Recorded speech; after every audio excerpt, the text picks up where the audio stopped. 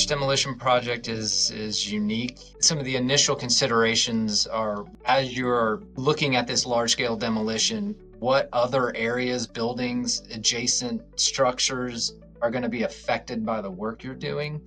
Sometimes they're isolated, so they're kind of all by themselves, so there's not a lot, but there still could be, vibration issues, sound issues, dust control issues that would really impact areas directly adjacent. In a lot of cases, these are happening in areas that are fully functional buildings surrounding the demolition site. And then, you really have to be careful with how that gets planned and how you're really effectively looking and thinking about those adjacent structures, how you're going to protect those and how you're going to keep things moving and running and avoid inadvertent shutdowns or inadvertent things being turned off that you don't want turned off while you're moving through the demolition.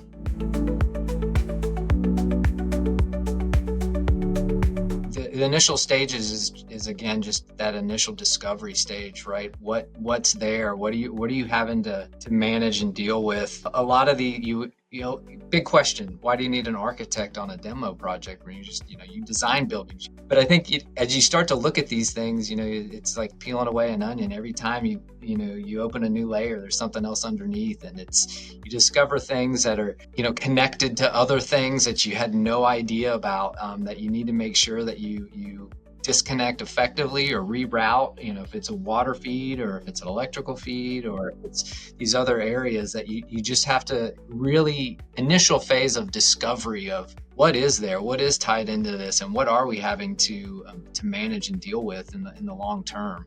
You kind of go from that point to meeting with the different stakeholder groups, with the user groups that are affected by those items to understand what is necessary and what is not.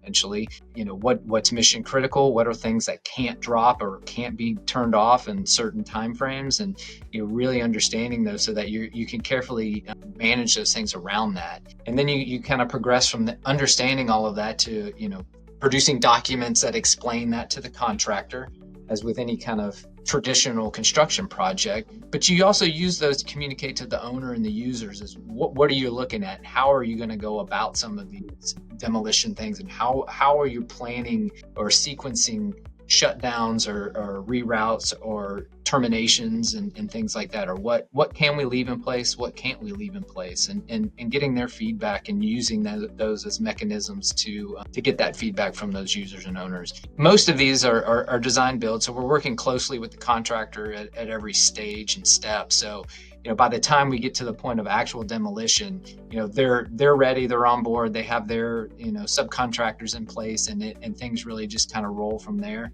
Depending on time frames and timelines for things to show up on site, certain equipment if it's needed, that can affect timelines. But generally it's them carefully doing those shutdowns and doing those reroutes and doing those things that are carefully planned so that things there aren't unexpected outages or there aren't unexpected shutdowns, and things continue to in adjacent areas continue to work as they're needed and necessary during the demolition project. But that can take a long time to get everything taken down and cleared off the site. It can be very slow because you have to be deliberate about every step you're taking so that you are, not disruptive to your neighbors.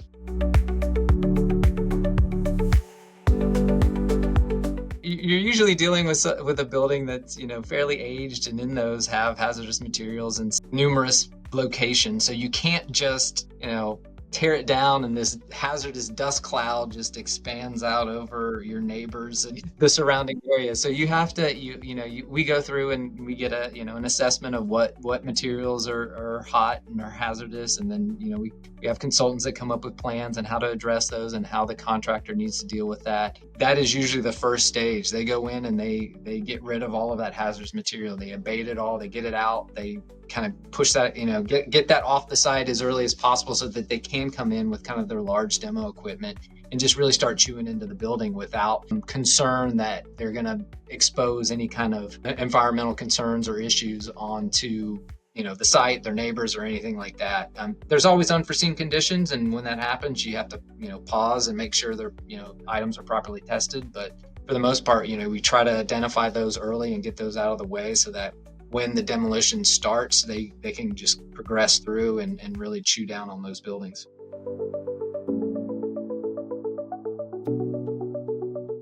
there's always something that you don't expect, or things that you can't see, or things that, as you're starting to pull things apart, you weren't aware of prior to when you started. For me, the biggest thing is when those happen, you just jump on them right away. You get in with your design build teammate, and you proactively tack those issues as quickly as you can. You don't let them linger, because lingering issues just cause delays. So we always try to be great partners and address those things as quickly as possible with our DB partners. And I mean, for the owners, I think that's the most important thing, is that we see that as a team environment, as a team challenge for us to really address those things quickly, get them done in a way that is favorable to the owners and to the project, so that we're not delaying things, or keeping, so that we're keeping with the overall schedule.